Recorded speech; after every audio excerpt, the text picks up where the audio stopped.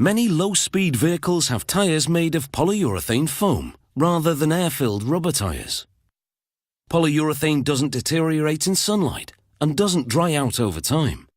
And if the tyre is made of the closed cell type of foam, it means that the tyre won't ever go flat.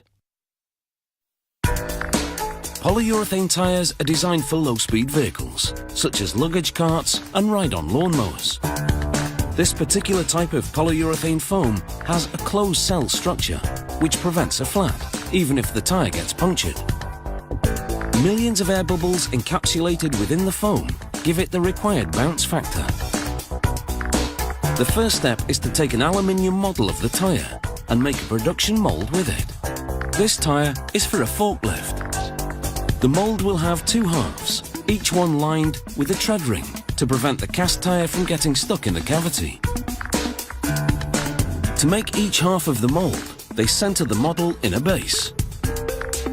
Then fill the space around it with polyurethane elastomer. This is a solid type of polyurethane, as opposed to the foam type that they use to cast the tyres. They stir gently to move air bubbles to the top. Then heat those bubbles with a small propane torch to burst them.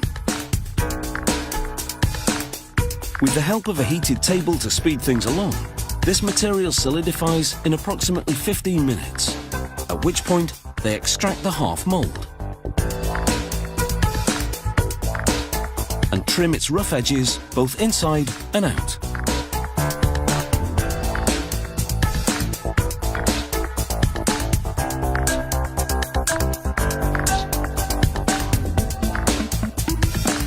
Then they marry the two halves and the production mould is ready.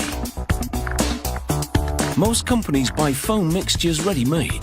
This one blends its own in order to have a strict control over the formula. Technicians weigh out the chemical ingredients manually with a scale that's accurate to within 45 grams.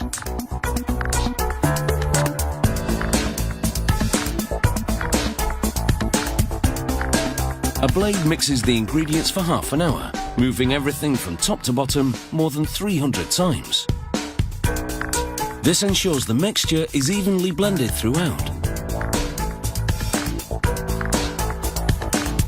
Before using this foam to cast the tyres, there's a quality control test. They take a sample from the batch and let it rise and set, which takes about a minute.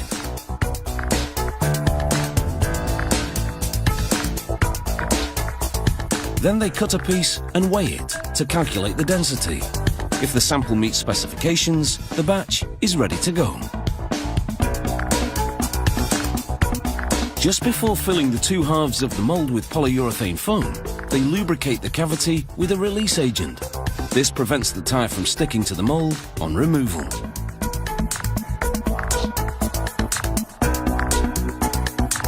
A press keeps the mould closed and in place on the filling machine. The machine spins the mould while the foam flows into the cavity through a hole at the top. The centrifugal force distributes the foam evenly. In less than a minute, the foam, although not yet fully cured, is firm enough to be extracted. They open the mould, remove the tread ring, then dislodge the cast tyre with a short blast of an air gun.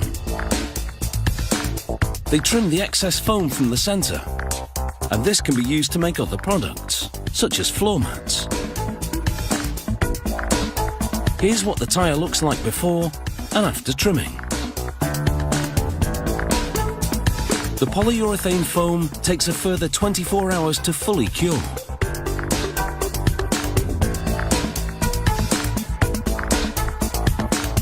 Rim installation is simple.